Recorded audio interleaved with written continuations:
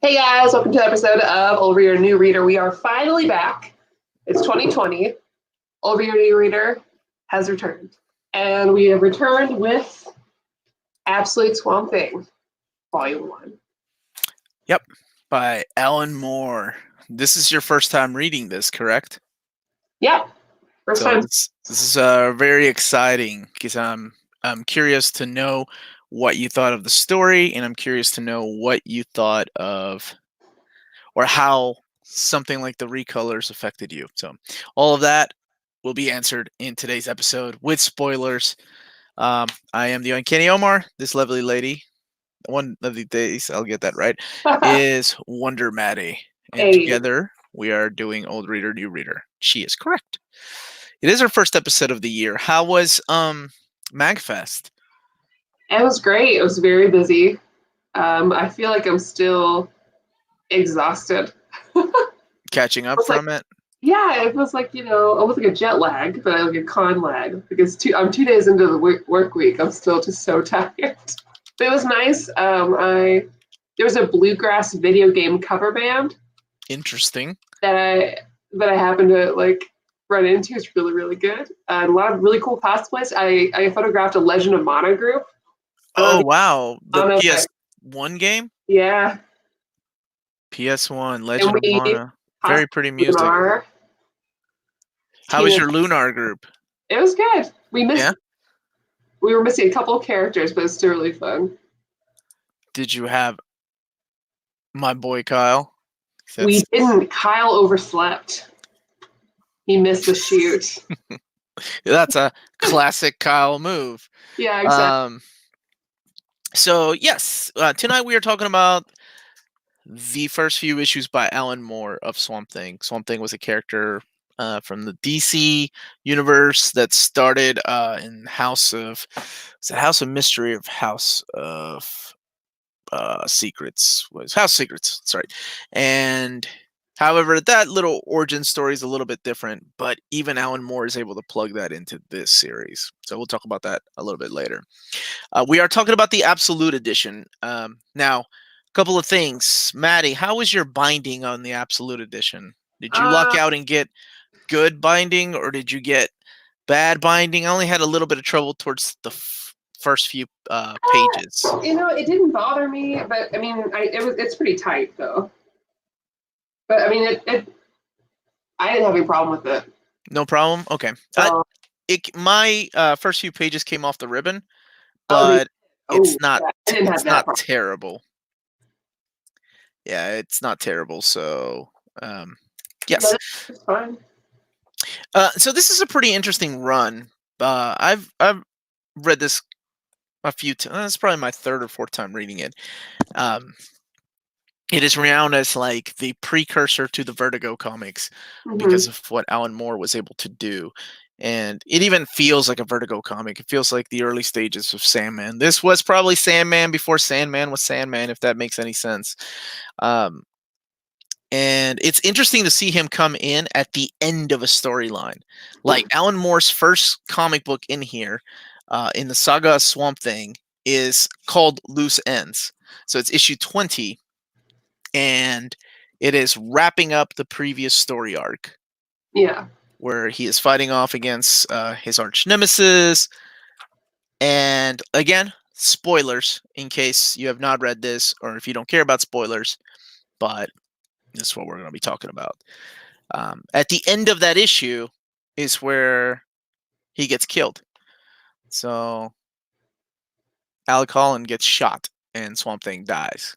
And the next issue, issue 21, is probably one of the most renowned, best comic books of all time. It is the autopsy issue, where two of his villains are teaming up, and one of them is doing the autopsy on him. And he discovers something that will forever change the whole mythology of Swamp Thing and who he is. Because before this, the story is simple. It's, Alec Holland, he's a scientist. Him and his wife are trying to find this something to do with plants. Bad guys want the recipe. He says no. Two of the bad guys go in there and plant something that ends up killing him. Later on, man, they even go after his wife. Like the dude goes after and kills his wife, like in the bed, Linda, Mhm. and Alec dies in the swamp. And because of all these things that he had on him from his experiments, he becomes Swamp Thing. That's pretty much the gist of who Swamp Thing was. So this whole time you're reading about Alec Holland and how he became this creature made of swamp and has all these powers. But after issue 21 of the saga Swamp Thing, it's something completely different. And the autopsy reveals that Alec Holland is dead and has been dead. And And that's something, just this plant that wants to believe that this Alec. yeah, he just has the the conscience of Alec, his memories, and believes that it's him, but it's just a plant, and that's what Swamp Thing really is. And holy crap, that well, we'll go back to to that unless you want to. Actually, well, no, let's talk about it because that was a big game changer for anybody reading this book at the time. This is one of those books that a lot of like the older readers at the comic book shop will be like, "Hey, you need to read Swamp Thing," and I'm like, "Hey, I don't care. He's not an X-Man, whatever, old guy." And it was interesting because I didn't know other than the movies that came out, both Swamp Thing and the Return of Swamp Thing. I knew very little of him in the 80s.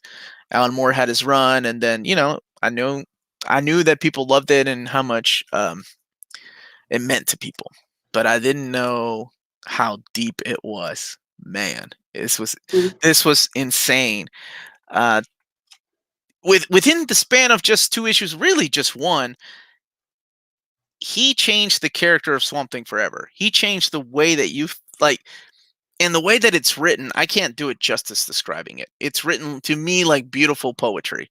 Yeah, That's the way that Alan Moore writes this I mean book. it's gorgeous. Uh, Like I don't know if I can compare this comic really to any others. Like even from the get go, the dialogue and everything, the way that it's written, mhm. and those something about those beautiful yellow talk speech bubbles.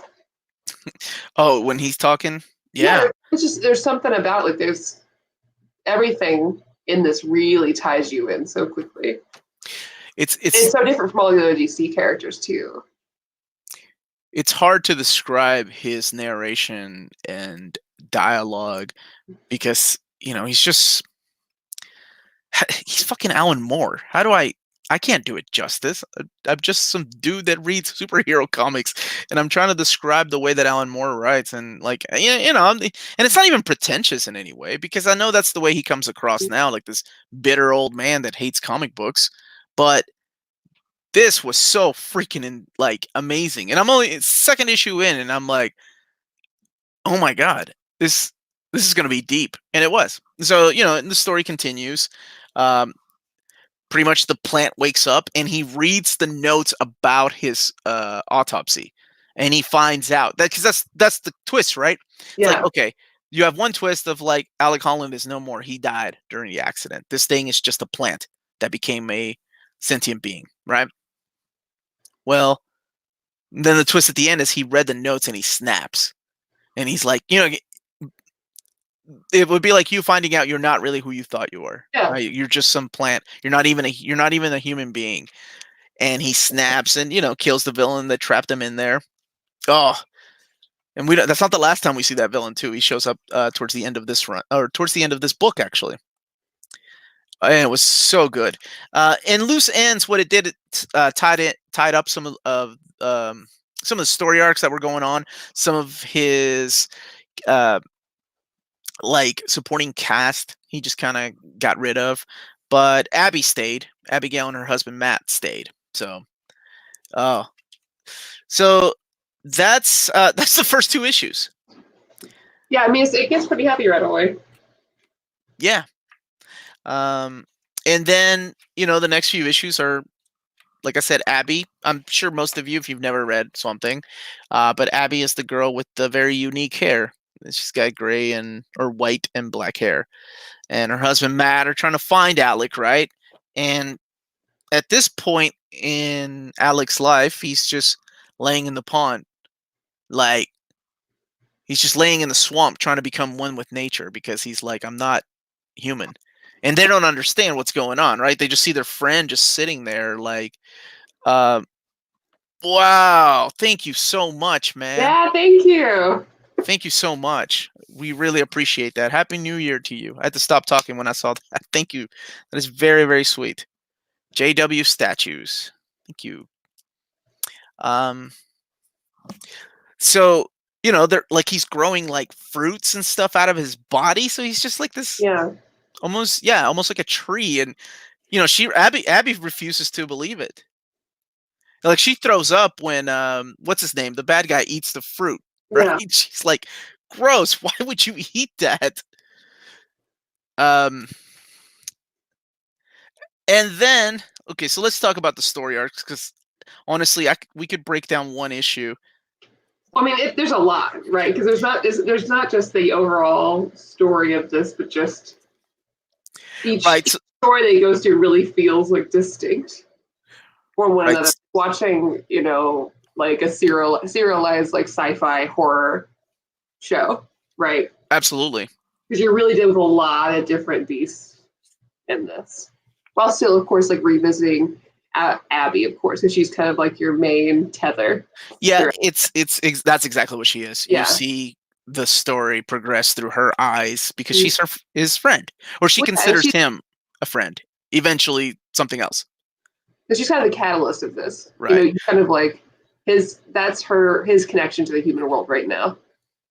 And he's okay with that. So she is the reason that he snaps out of it and comes back into his humanity in a way. It's kind of weird to say that, right? Like he's fighting this whole, am I real? What am I? If I'm not Alec Holland, am I a plant? Because I can't be a plant. And so he's trying to, it's almost like he's reached this state of like Buddhism, right? Almost like that, like just become this one with Nate. Oh man, it was so deep. And then he comes out of it when we have this superhero thing happen, right? Which includes the Justice League, where his villain, and I can never remember his name. What is he? The floor something man. Yeah. But anyway, he comes into and does the happening, right? He starts a cool scene too, right? Because like he's warning all of humanity that they're going to overproduce oxygen, right? And then everyone will be eventually dead. I called it the happening. The Justice League is what we're going to do, what's going to happen. And I like the scene where they're all talking. Like, wait, we were watching New York, we were watching these big cities, but who was watching this small town, Louisiana? And I like the way that Swamp Thing dealt with him, which is so very Swamp Thing, right? Floronic man, thanks guys. Floronic, thank you, Larry. Thank you. Why the last nerd? Him, like, no, none of what you're doing is what the green wants. Like, that's just you. You're poisoning this. And then just kind of talks him down. He's like, oh, well, shit. You're right. And it was the plants that decided, no, we can't do this. We need humanity as much as they need us. Well, yeah, because he'd just been poisoning it the entire time after he connected with him. Yeah, you're right. And that was such a because it was him poisoning it. He's like, oh, well, this a green told me. Like, no. Like, I wish I could do the book justice by talking about how horrific some of these scenes are, where it's a ridiculous concept that M. Night Shyamalan used in The Shining, like using plants against humanity, right? And I love that. Yeah, we'll talk about that another day. But anyway, the what he's able to do and what he does to those people, and has that one kid videotape, his own sister getting killed. And then I love the old dude that goes and gets his chainsaw, right? Because that symbolizes all these things that have cut down his friends and trees and stuff like that. And the Justice League is helpless. Like they're in the satellite. This is at the time, this is during the Bronze Age. And there's another tie-in to the pre-crisis. So this takes place before Crisis on Infinite Earths, where they're sitting down and they're like, we can't defeat him. We can't go down there. And Firestorm's like, well, I can change, all the carbon monoxide into, oxygen. I can do that. And then Superman's like, you basic bitch. Do you know how many molecules you have to change exactly? I'm Superman. It would take me forever to count them all. And Firestorm just sits down. He's like, yeah, don't do that. So it's almost like they fought this villain. You know, he was a joke character, and Alan Moore, he like with his first story arc makes him into this badass force of nature, if you will. Mhm. That even the Justice League is sitting down and it's like, we can't do anything. Oh, and it's so weird to see the Justice League, just like it's weird to see Batman and Superman show up in Sandman, because to me, like, right off the bat, this feels like, okay, this does not take place in the DC universe, but it does. I mean, it does.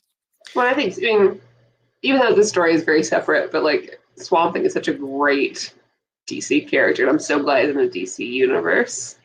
He's always just a really fun character to play with. Oh, hey, Freddie. Freddie said he just got electricity back after the earthquake. Oh, And we'll watch this one, wife. Man, I'm so glad you're okay. Yeah. So, my heart goes out to those people, man. Like they've gone through a lot of things down in Puerto Rico. Hurricane, now a freaking, and we're talking about nature in this book too. So that's one of the themes that he does here, right? It's crazy. So then this is one of my favorite scenes, one of my favorite panels of the entire book, is where he just comes to terms with what he is. It's so beautifully written, and the way that it's drawn. Oh my God. It's one of the most perfect, and spoilers for my rating, but this is one of the most perfect comic books. And, you know, that has to do with Alan Moore and Stephen Bissett's artwork. And I'm sure I'm butchering his name. What's up, Michael Laranjo? So the next story arc features your favorite character, Etrigan, the demon. Etrigan! who I always have an issue reading. I don't care who writes him. Oh, no, it's awful. Because of his rhymes. Like, no. I'm glad that eventually, like, DC in a lot of their works was like, no, we're not going to do this. We're not going to do that. But anyway, that is a really creepy storyline, too. Right, because we have a lot of different, like, Abigail stories, right? So we kind of start off with her getting a job, and always in the background you have the thing with her husband, which it kind of blows up later. But you know, first her working at school with this kid who's like being terrorized. I like that they downplay that. Yeah, what is it, like he's autistic or something? Is what the teacher said. Yeah, and obviously he is more than that, because he is so troubled. Like, he's talking about, you know, he lost his mom and dad.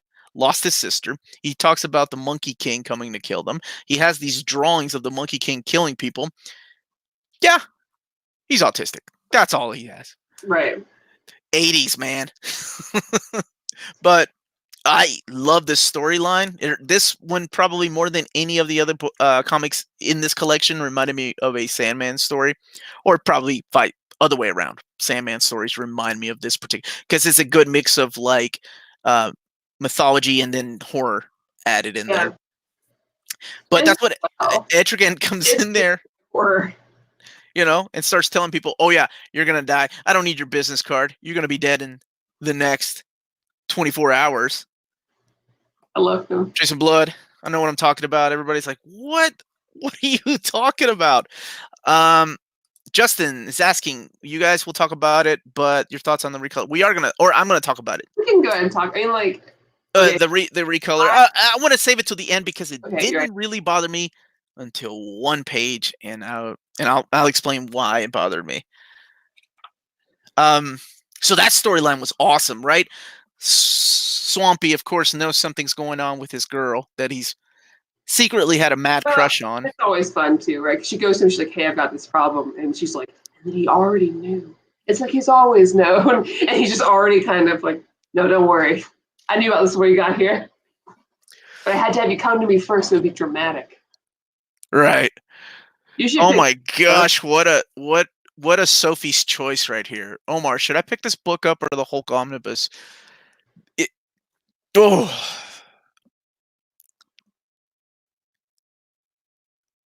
Hulk Omnibus. But that's me. I love Peter David that much. I expressed to my wife how much I love Peter David, and now we're questioning our marriage. So there's that. I love it because it's so soft. There's a lot of reasons. The art's beautiful, the story's wonderful, but man. This is good. Now, if all three of these absolutes were out, I would be like, no, get all three of the absolutes because you are in for the story of your life. It is amazing. But being that this is just the first absolute, we have a second one solicited, and I think there's going to be a total of 3, if I'm not mistaken. I always start with the Peter Hulk Omnibus because you get a lot more story in there, and there's no recolored pages, just the covers. So yeah, that storyline wraps up where this little demon, like it starts with a Ouija board, right? How classic is that? Yeah. Ouija board summons a demon eats the mom and dad. The little boy is made to watch him, eat him, and becomes friends with this demon. And Etrigan's like, nah, man, I come here to hunt demons. Meanwhile, you have this backstory where Matt's been drinking a lot and doing things with his little powers that he has. And he's like, it's one of these moments like he's like, here, he take the keys to the car, and she's like, I don't need your help, and she runs out, right? Like she's like, I don't need the car, I'll walk. And he's like, all right, fine. And then he sobers up a little. He's like, wait, I love my wife. I'm gonna go and drive drunk and try to help her. So it's like he tried to do the sweet thing, right? Well, to save her. He's a creepy loser. Yeah, it doesn't matter, regardless of where he is in the story. He's a creepy ass loser. So I don't feel bad for him. I've always thought you and Peter David would make a great couple. I'm just glad your wife is getting on board with this. Thank you. So that storyline ends pretty much. You know, they defeat the demon. Meanwhile, Matt makes a deal with a talking fly, right? Mm-hmm. Matt is dying. Abby's husband is dying, even though he offered her the keys to the car. And he's like, oh, I'm dying. And the fly's like, you don't have to die. You know what you want to do. Just open your mouth. And, you know, he eats the fly, and we'll talk about that storyline a little bit. There's so much that happens in this. So I'm just rushing, not doing any justice to the story. No, they're seriously like time.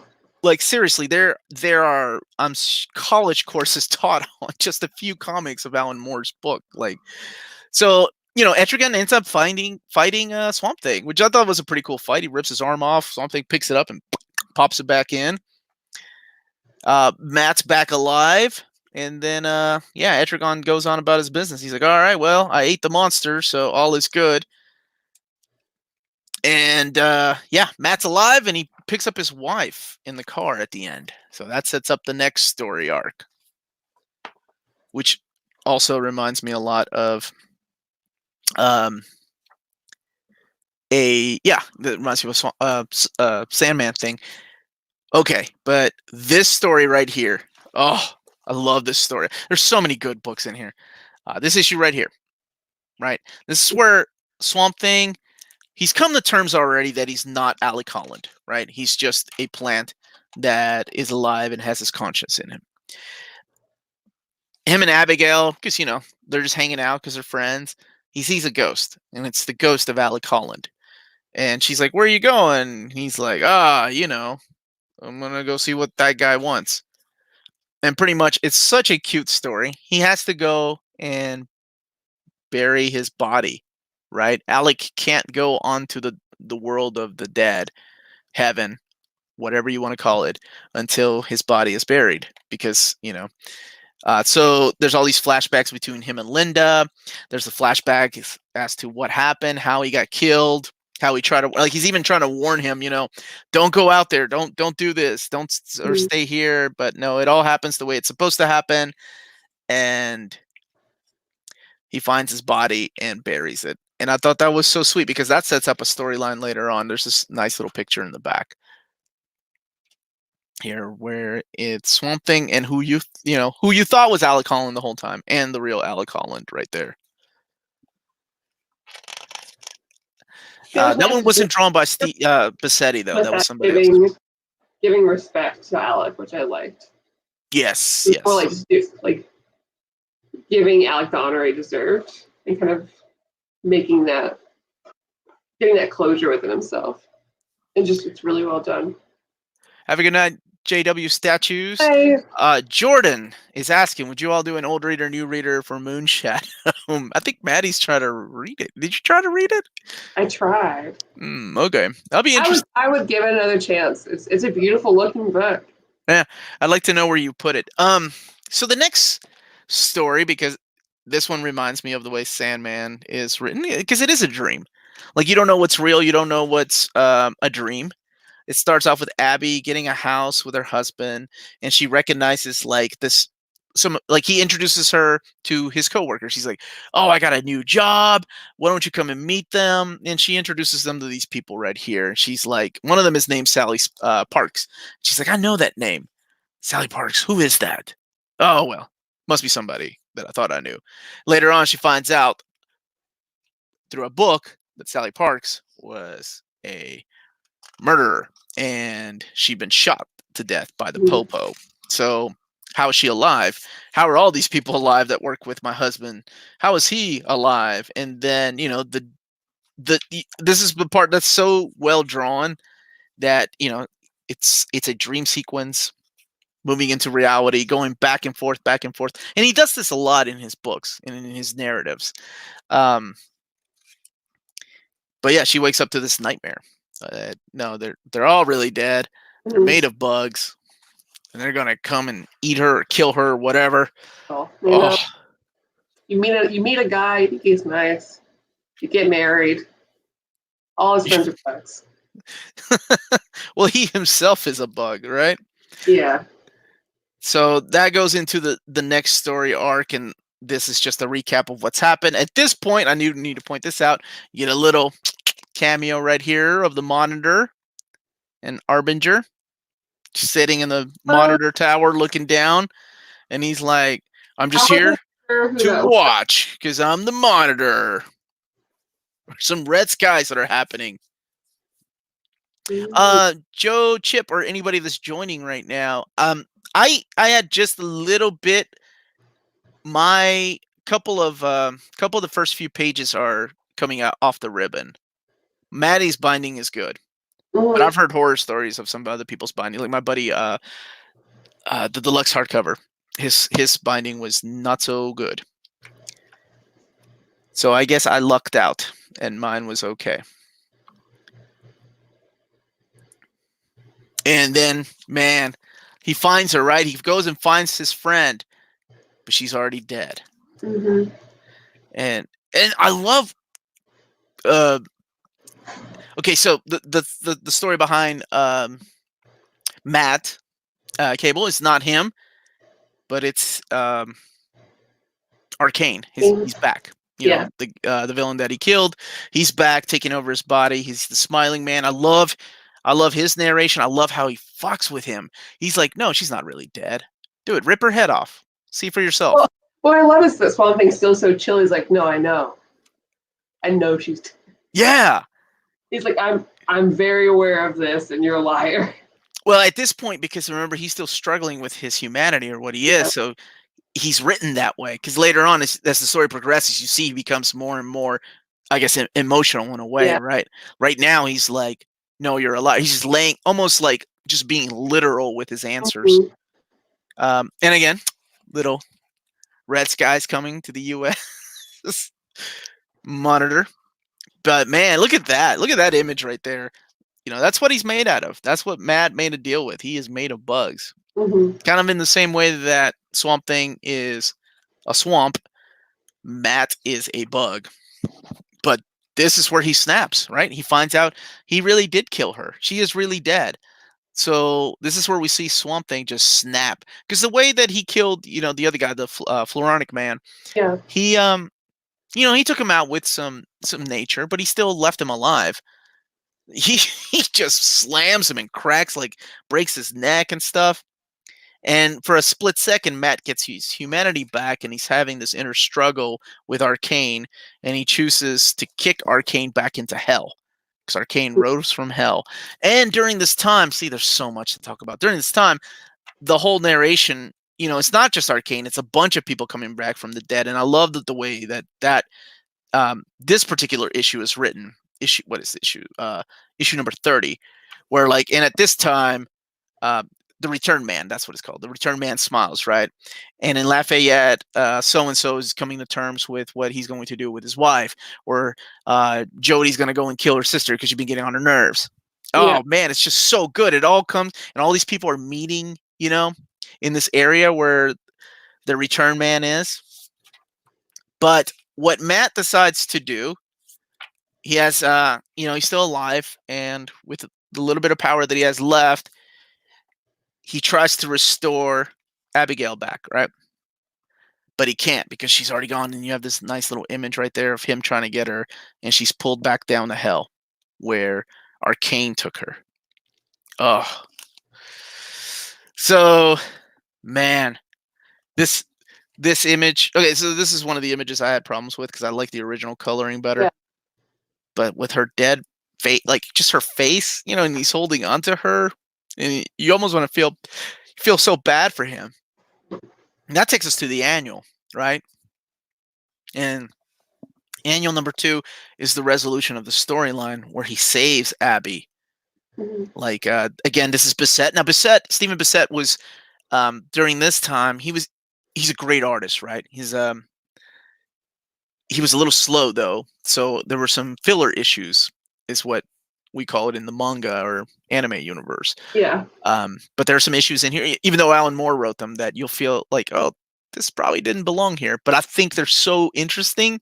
Kind of like when, I can't believe I'm going to say this, kind of like when Goku learns to drive a car. That's what they reminded me of. I'm never against filler. That's right. Well, except for the Banto saga, but that's another story. I mean, I think it's good to have. I think that's a thing that comics don't have often enough, as in comparison to Japanese comics. You need a break sometimes. Yeah. I think it's fun. Sometimes it can lead to us having some interesting work in the comics.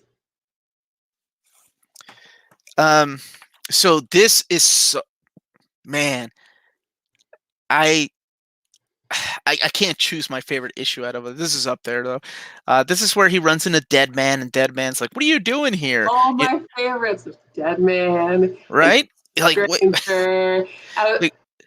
I was like, what is this? This is the best. I love these characters. I think they're great. Yeah, so you have Boston Brand is just chilling down there in the afterlife. He's not really guiding people. I love the way that he refers it to like a bus stop. He's like, you're just waiting around for a while, and then all of a sudden there's a bunch of people. They're dead, and they're trying to go to the afterlife. I love the imagery with the mom that had just died in a car accident, and she's looking for her son. She doesn't know where she is, and there's all this despair in her face, and it's not until her son comes that she just takes his hand and they go into the light. And and Swamp Thing is confused because he's like, wait, is this the afterlife? But I'm not human. What am I doing here? Oh, and then and he talks about the poltergeists that are just hanging there and what they taste like. Come on, dude, this is so great. Phantom Stranger comes in. Phantom Stranger does a bitch please move on the Spectre too, because the Spectre's like, you are not allowed to go down there and get her back. You know the rules, right? Mm-hmm. Oh, and then the Phantom Stranger's like, oh yeah? Shit. What about Jim Corrigan? And Spectre's like, damn, well played, Phantom Stranger. You go in there. I love that because Jim Corrigan was who he was before he became the Spectre. So there's this, again, he sees Alec Holland. Alec thanks him for, taking his bones and remains and burying them. And he's like, oh, and there's Linda. You want to go? You should go and say hi to her. Oh. I love that. It's so heartbreaking. And he's like, no, I can't. I have to keep looking for my friend. Thank you. So that's when they run into the Spectre. It was really precious. It's almost like recognizing, like, no, it's not my life. Oh, jeez. So this takes us into hell, where we run into your boy again, Etrigan, who Smotlog said Alan Moore was the guy that made him a rhyming demon. So I didn't know that. It was a bad, but it's funny. Well, some writers can get away with it. Others are not that creative, I guess. Yeah. So down there, he has to fight. Him and Etrigan are teaming up to fight for Abby's life. And he sees her down there with Arcane. Arcane's like in the bottom pits of hell. And he's like, how long have I, please, before you go. I love this part. He's biting him and he won't let go. And he's like, please, before you go, how long have I been down here? And he said, how many years have I been down here? And they're like, a day. He's like, no. Yesterday. Sorry. Shit. And then we get the most emotion out of Alec since the beginning of Alan Moore's run, where he saves her life. She comes back to life, and you don't see it, but she just says, she asks him, "You're crying." And I was like, "Oh, he's a plant that cares." Taking us to the final few issues. Issue 32 and 33 are like I said, what I like to call the filler issues, because he had just done those that annual and the story arc before that. Yeah. So the very first issue is Pog. This is drawn by Sean McManus, and I'm sure some of you old viewers, at the time that I read this, I had no idea what any of this was, other than, oh, these little aliens are coming to Earth. They're trying to find Earth, a place to live. And Swamp Thing's like, no, you don't want to live here. We have our own problems. Get the hell out of here. So Walt Kelly created a character named Pogo. It's an old 40s and 50s comic strip. And that's what this is referencing. Okay. Pogo was a very like environmentally friendly, in your face like statement on what's going on with our environment. And I thought that was interesting that he used this to kind of do that, and to use these little aliens that look like, I guess, Pogo, because Pogo's a little bear.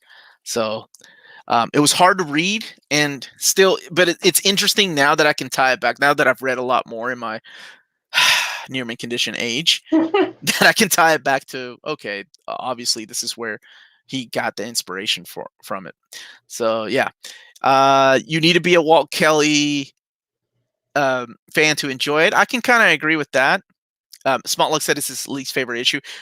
I tell you what, I agree. Okay, before this reread, I completely agree. It is one of the hardest Alan Moore issues to read, because he does something pretty unique, where sometimes the aliens, their voices and their speech are translated with a little asterisk, like translated from the Urania or whatever planet they're from, right? But he gives them an English language, but it's a weird English language. Not weird bad like Cloud Atlas. It's actually more understandable than Cloud Atlas language. And you can figure it out. It's almost like a puzzle, but it's like, that is one thing I will say about this book. You can't be listening. You can't even be listening to music. You got to put your focus on this. And I like to listen to music when I read. And this is one of the few books that I can't, because I need to focus on this, because it reads like a freaking work of, like, just a novel. But out of the bunch, this is probably still my least favorite issue, though. And it's a lot different than all the other issues.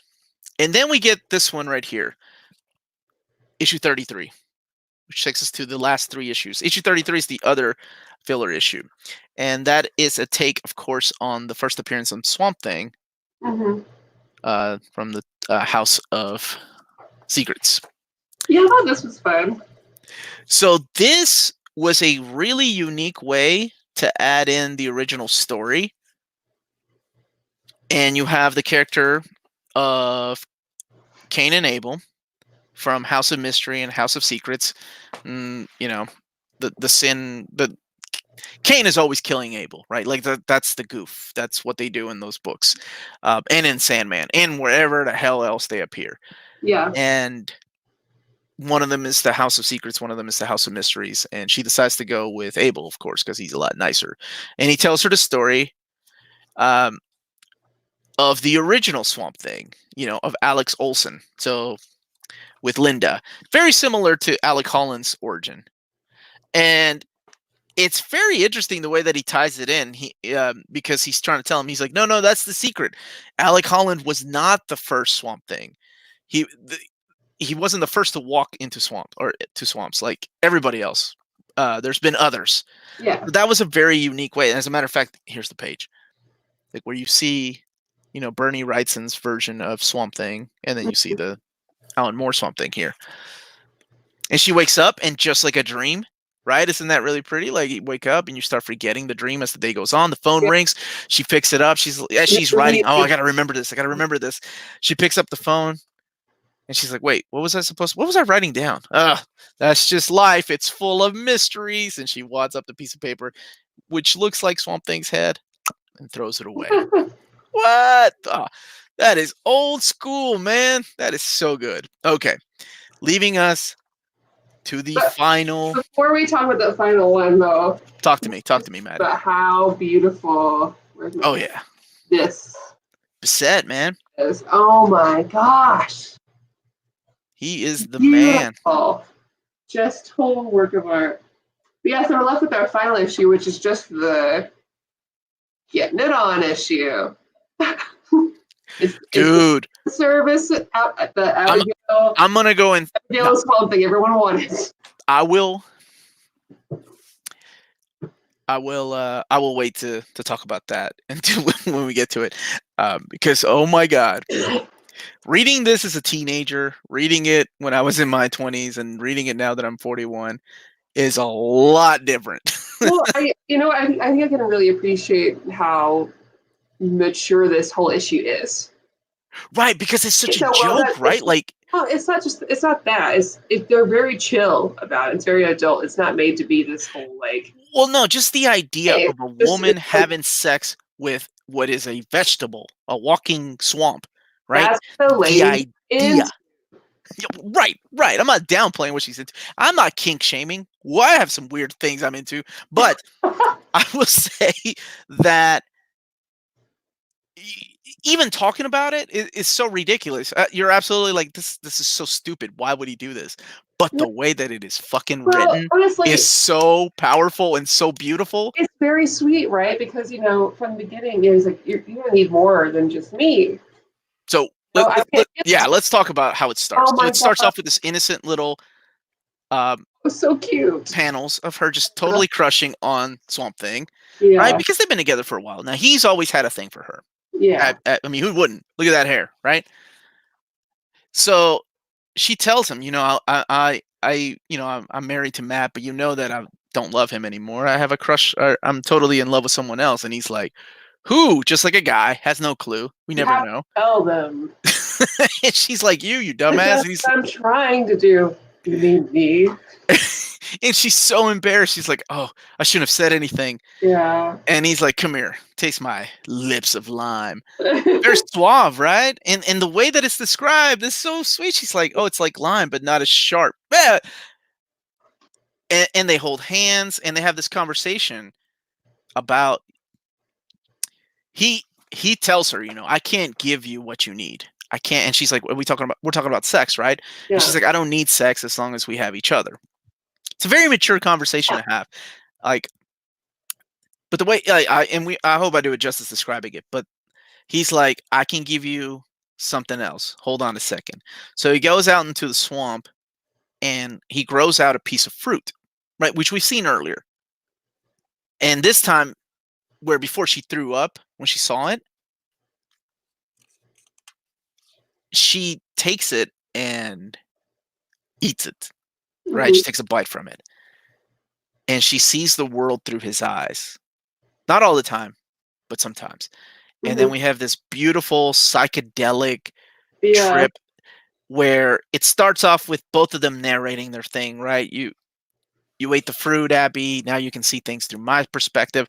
And it's the artwork, of course, look at this. This is this is how you read it, right? Then you spin it around because that's how you get lost. That's why things like this can only be done in this medium. Man. And then the description gets closer and closer, and you see the panels, her color tone changes. And this is what I meant when I appreciated the original colors more, because I think too much use of computer. And I love Steve Oliff. Steve Oliff is one of my favorite colorists ever since he blessed Akira with his colors, right? Ultimo had to oversee each freaking panel and was like, okay, good job, Steve Oliff. You're the man. Ever since then, the guy went on to Image and do things. He's the one that recolored this. And I think it's just too much use of computer-generated colors and computer-generated or computer-separating colors for me, because I like the simplicity, especially when you have panels like this. And I'll show you the other panel that I just couldn't get it. It's just them becoming one. And even in the narrative, they're talking about it's no longer here, she or he, right? It's like we, and then she starts talking for him. I am. I am into him and things like that. This is, how can I put it? Oh, hot. I don't know. If this is what this is the panel that bothered me, I think. Because I like the simplicity in the original colors more than this is way too busy here in the background. Yeah. For the most part, I didn't mind it. As a matter of fact, I think he looks more swampish in this recolored version. But this and a few other panels are the ones I was like, I wish they had the original pages here. Think we know the reason for this wrist brace? No, Justin. Hurt my wrist punching, man. I was punching in Kempo. And she wakes up, right? And they're both wet because they've been in the water, but it's just metaphor and all that. And she's like, so does this mean we're going out? And he kisses her. And that's where the first volume ends. Maddie, ladies first. 10 out of 10. 10 out of yes. Absolutely. And I knew immediately. I was like, even before I picked up the book and like really read it, because when I was flipping through, I could tell this is my type of book from the get-go. And this is my first Swamp Thing I've read, but I've been a big like Swamp Thing fan in other media ever since the Batman Harley Quinn movie. Just because they had this wonderful moment. Okay. I was trying to think of what it was. Because they see him for the first time because they go to him for help. And when he shows up, everyone's just so enamored and excited to see him. It's really cute. I got you. But I like this kind of fiction. I'm big into horror, and I'm big into what is really well done. And that's how it felt. It's very smart. It's very deep. It's very emotional. And yet you have like a very consistent classic horror feel throughout. Love it. 10. Perfect. It is. I love the colors. Granted, this is my first time reading it, so I didn't read the original with the original colors, but I love this. I think with the recoloring, it took it down a notch. So since we're reviewing absolute Swamp Thing, I mean, this is a 10 out of 10 for me. But to be fair, because of the recolors, and it took away, I think, from some of the panels that I wish had been left alone. It's a 9.5 out of 10. I have no idea how to like. I remember reading this, and every time I read that sex issue, I'm like, God, I hope I made at least one woman feel like that once, just one time. It is the most beautiful description of sex and two people coming together. Like it's beautifully done, and it's got not only that, but then it's got horror elements. It's got sci-fi. It's got like fantasy. It's got superhero stuff. Like it's everything put into this medium that can only be done in this medium. You can't make this into a movie. You can't make it. They tried. You can't make it into a novel. It works in this medium only, and it's one of those few books that does that, and it is perfect. And I'm so glad we got to read it. I've been waiting for this one for a long time. We were gonna do it about a year and a half ago when it was first announced, but I guess they decided to recolor it, and that's why it took a long time for the absolute. All worth the wait, though. Absolutely. So, in the chat, let us know what you would give this story, this Swamp Thing story. Maddie gave it a 10 out of 10. I gave it a 9.5 out of 10, just taken away from just the colors. That's it. Because see, these right here, these are the original colors. Like things like this. And apparently it's too expensive to make it into a TV show. You are absolutely right. I don't even know what they were thinking. Canceling before the damn first episode even aired. Right. What a joke. So, you excited to read more? Because it doesn't end there. It is the saga something. More? You get it? Yep. I got you. Please. I got you. What you did there. 10 out of 10. 10 out of 10. Freddie hooked up his Wi-Fi just to come back and give it a 9. What's up, Freddie? I saw Smotlog gave it a 10. Smotlog said, if this isn't a 10, nothing is. Justin said, because of the recoloring, same as I did, 9.5 out of 10. And that's not even being harsh. That's just 0.5. I'd rate it lower than I rated Snyder's Batman. Kidding, I haven't read it. Oh, Hayden. I think you'd like it. It's one of the best comics out there. And books like this remind me why I still read comics, right? Yeah. Like, why I go back and read these things. Why I want to do this show, to go back and read my stuff again, because this is why I read comic books, because I love books like this and sharing them with people that have never read them. It's an amazing experience. Every once in a while you get a Dark Phoenix, but every once in a while you get an Alan Moore Swamp Thing. Right. Right? More, please. Yes, Joe Chip, you got it. It has aged well. You are absolutely right, Smotlog. It has. It feels like this could have been written yesterday. Yeah. And it certainly has. Like, it's aged gracefully. This is one of the few works that Alan Moore doesn't mind putting his name on. He has taken off his name of most of the stuff for Marvel. He has taken his name off of Watchmen. So I think this way more than like I think comic books just have broken his heart. Yeah. There's this little, it's not little, it's actually quite big article written by his daughter, talking about why he is the way that he is, and it puts a lot of things into perspective, because the joke is like, oh, angry old man, what does he know about comic? There's a lot more to it. I think the guy, in the way that he thought, like, to be Alan Moore and to see things happen, to some of the things that he loves so much happen, I can understand more now after reading that from his daughter, why he is the way he is, if that makes sense. Yeah. Second Absolute will be even better. I completely agree, because that's where the story really gets good. Any other comics you like to talk about from Alan Moore, like Promethea or Tom? I'm a big fan of Promethea. I know some people have issues with it. I like Tom Strong. I'm a huge fan of his Supreme. Of course, Watchmen. V for Vendetta is, I don't know where I would put, but I think V for Vendetta deserves a reread. But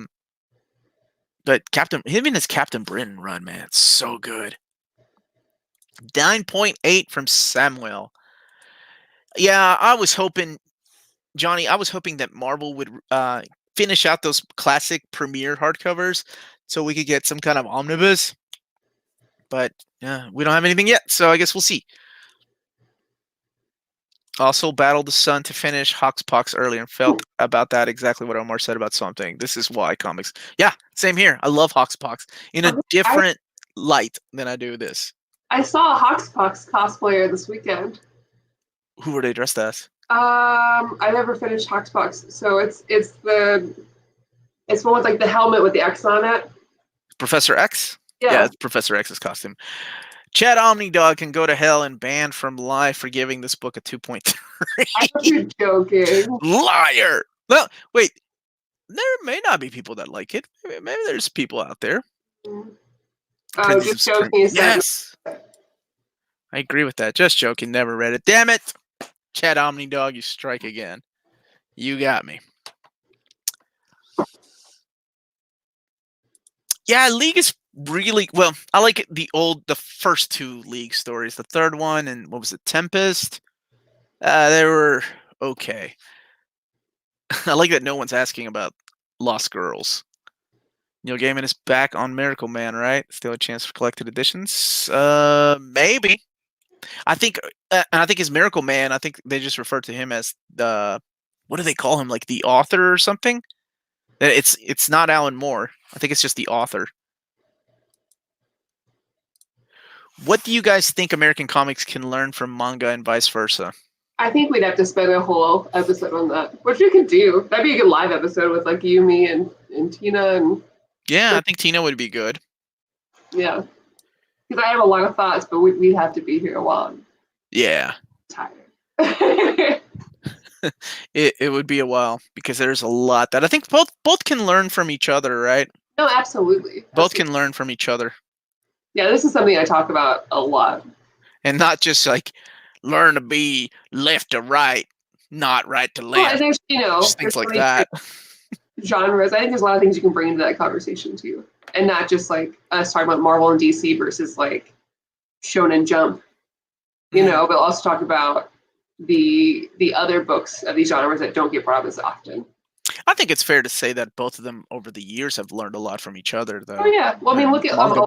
a lot of our young adult graphic novels Mhm. tend to feel a lot more like reading manga. Oh yeah, absolutely. Mhm. I don't think Smile would be as popular as it is if it had not been for the big manga boom of the early aughts. Mhm. Even in the way that the format is, the way that, because I think what Smile is like the best-selling comic in the last decade, I want to say. It was given that honor or something recently. Mhm. And I know just about all the little girls in my daughter's class have read that book. Everyone, I think you, Fariha, like you all, Smile or Jets. Smile. Oh, Smile's the number one, apparently. It was given that honor recently. oh I I don't know. thought Jets. Anyways, go ahead. But I don't think books like that would be where they are without the I big agree. manga invasion, the big manga invasion, the big manga boom from the early aughts. Yeah. I would be down for that episode. Sounds like an awesome idea. Yes, sounds like an awesome. The original writer. Thank you. That does sound like an awesome idea, and I think we need to write that down. We can do that after Omar comes back from vacation. Yes, my wife and I, with my busted ass wrist, are gonna go to the Keys on Saturday. So Maddie and I think Tina are gonna do an old reader, new reader next week. And And then Kristen's going to join us too. I went ahead and asked her. cool, awesome. The Wait, book. what are you guys doing? I don't know yet. I thought about doing Upgrade Soul. Upgrade Soul. That's the one you've been wanting me to read, right? Oh yeah, you know what? I might save that because I really do want you to read it. Okay. Um, We're still doing because I bought my Sunstone. I got yeah, volume 1 and 2. we will do Sunstone when you come back, and Tina will be joining in on that as well. Okay. Okay. Well, I have Sunstone I will not ready be for me. drunk like we originally planned. Yeah, that's okay.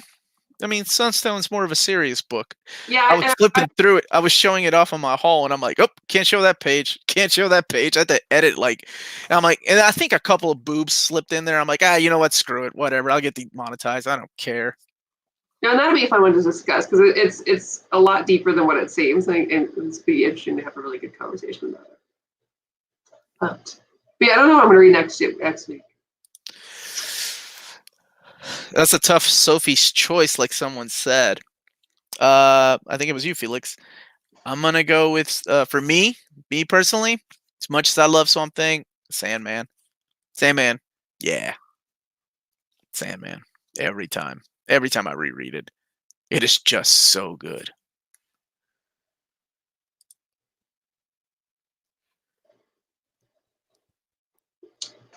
Whew. Oh Maybe some Tilly yeah. Walden next week. I bought 6 books and need a reason to open them. I also need to make Omar. I want you to read more first, second books. Really. For a second. That's right. That's right. For a second. I promise I will. Man, you know what? We could. Chris and I have read like. I guess we could be the old reader in that, and then have Tina read some new Tilly Walden. I think she'd really like it. Okay. That sounds good to me. Hi guys. Now on more created John C. Yep, he did. Comic series, but why Alan Moore not writing Hellblazer? I think he was done at that time with DC and Vertigo. So that's why he didn't. Think at that time he had moved on to do other projects. Swamp Thing is better. Omar is wrong.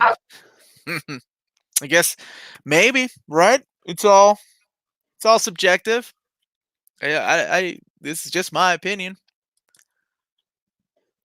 How do you guys compare Snyder's Swamp Thing to Alan Moore's run? um His Swamp Thing felt more like a DC superhero Swamp Thing than this did. This to me feels not that they're. I liked his Swamp Thing. That's the one with Yannick Paquette. I think he drew those issues. And I want to say it had a few crossovers with Animal Man.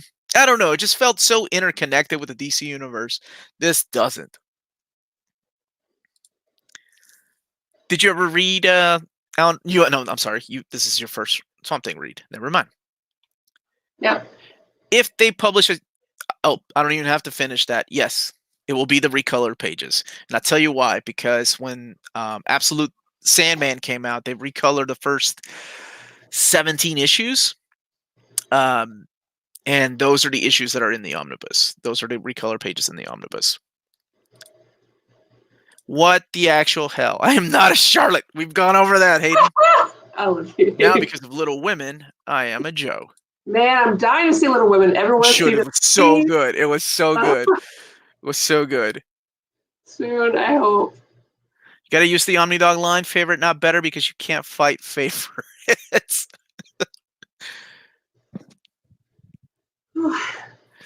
Definitely subjective, but I've never enjoyed Neil Gaiman as much as Moore. You know, I've never read any Gaiman. I don't know how. You haven't, huh? Mm-mm. That's usually most people's gateway drugs into comics back in the 90s. Well, not even like novels or anything. Oh. That. Oh. American Gods is like one of my favorite books I've ever read. That's, Back when I used to read books. Now all I read are funny books. You know, eventually.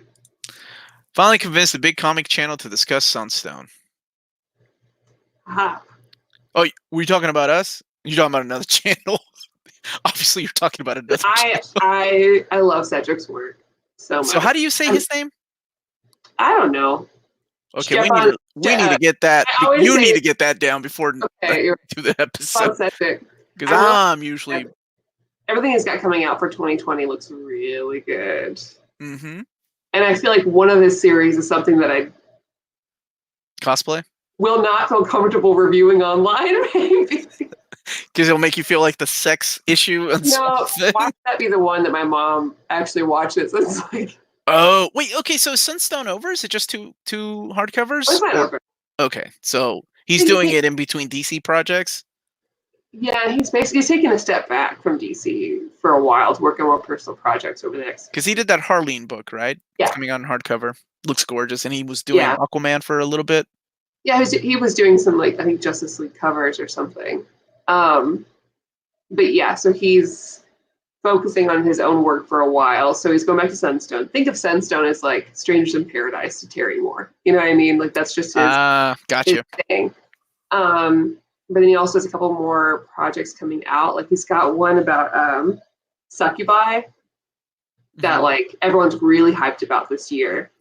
Looks really good. It's fun because like it's like a human can summon a succubi, and one woman she summons them, but she gets a man and a woman, and the man and woman like try to compete for her contract.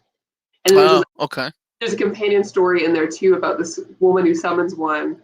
And this guy's like, oh, I'm ready to seduce you. And she's like, oh, I'm just asexual, so I'm not like attracted to you. I just wanted you.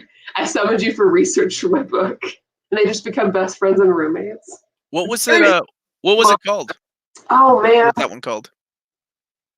I'm not sure. It hasn't started yet. Okay. I do recommend though, if any of you are fans of his, go ahead and join his Patreon because you can go ahead and he'll release stuff early to Patreon. Set some Sunstone stuff earlier and get like exclusive looks at stuff, and it's nice. He's like the fact that he does a monthly comic book is insane to me because his art reminds me of what was her name? Jo Chen. I don't know if you remember her or not. She was the one that started doing the covers for Buffy during the Dark Horse years, season 8. Okay, yeah. Like she did the covers, the main covers for those, and she did Street Fighter covers. I love her artwork, but she could not do she couldn't do the inside book. She was a cover artist, and that's what his art reminds me of, like cover art. But the fact that he's able to do sequential art, crazy. The succubi one is called Fine Print, and also his wife has a very similar style to his. So if you like that, she does. She also is a artist and writer, and she does Bloodstain and Punderworld, and a few other books too. I think you can find them on Bloodstain, based on the video game. Maybe. Is it a vampire hunter with a whip? A lady vampire hunter with a whip? I'm not sure. I won't be surprised. Okay. That's his original work. Alley. Have you heard of Death Vigil? Oh yes, Death Vigil. Yeah, I haven't read it, but it's on my list to read. Joe Chen's art is the best. That's why I like Hayden. He knows where I'm coming from. Joe Chen. Wonderful artist. Okay, so Cedric did the art for that medieval fantasy series. Huh. Have you heard of that? Mm-mm. I don't know what that is. You catch up on stuff. I wish certain comics got the absolute or omnibus treatment like Anna's Hitman or James. Yeah. Well, we were teased with the Starman omnibus. So who knows? It's been canceled again. So guess we'll see what happens. Any news I hear, I will let you all know. All right. Wonder Maddie. Next Tuesday, you're gonna review something with Tina and Kristen. And Kristen, who's on Fangirls Assemble with me, which, speaking of which, will be on tomorrow. Oh, cool. So, tomorrow night, because I was too tired on Sunday. Right, I don't blame you. Yeah, I'm wiped out. So thank you guys so much for joining us. We'll see you again next week while Omar is enjoying his vacation. And please like this video. If you're watching this later, comment below. Tell us how you liked Absolute Swamp Thing Volume 1. And don't forget, we have a Patreon with Redbubble. You can subscribe, watch more videos like this. And I hope that you guys are having a good 2020 so far. And we look forward to spending another year with you guys. Thank you. So we'll see you next week. We gotta get Kristen to read Superman. Hayden's right. What more artists do you think deserve an omnibus or absolute? So many. I like Jorge Jimenez. Bye, guys. Bye. Y'all have a great one.